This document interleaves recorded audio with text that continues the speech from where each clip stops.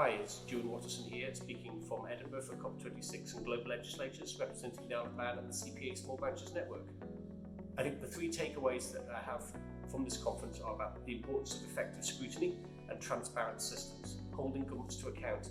All the promises we've been hearing from Glasgow over the last week are nothing if they're not delivered, and parliamentary scrutiny plays a really important part in making sure that those promises are delivered on. We also really want to take away about the connections of ideas, connections of laws, connections of scrutiny and analysis.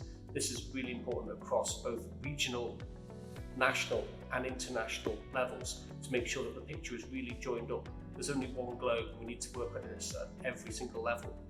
And the third takeaway is that this is about people, not percentages.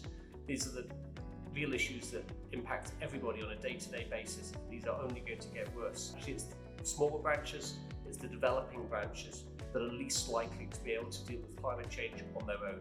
And the message of support, both seeking it from larger nations but also working together as smaller branches to get that voice heard, is one of the other takeaways.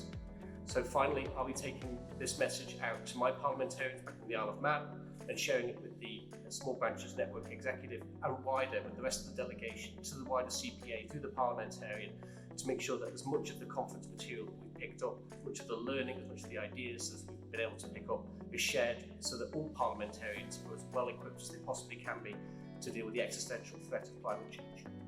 Hi, I'm Claudette Buttigieg. I'm here at the GLOBE COP26 COP Summit in Edinburgh, and I'm here representing my country, Malta, and part of the CPA Small Branches. And I have to say this has been a really excellent experience for me. I've learned so much in the past couple of days. First of all, which are the countries at risk? Those which are vulnerable because of their size, because of their geography. And I think as small countries like Malta, we can do so much, much more than we probably ever imagined. We need to work with other countries. We need to work with other politicians, not just our party, not just the members of our parliament, but also with other parliaments and with civil society in general and the people at large. So there's a lot to do here. And we have a lot to do when it comes to the promises made in Glasgow. We have to follow those promises. We have to make sure that those promises turn into laws, and it is us, the legislators, who can do this, but we cannot do it alone. I'd like to thank CPA for this great experience, which I'm going to take home, and I'm going to really spread the word that this is the only way forward now. We cannot turn back. We cannot get this wrong.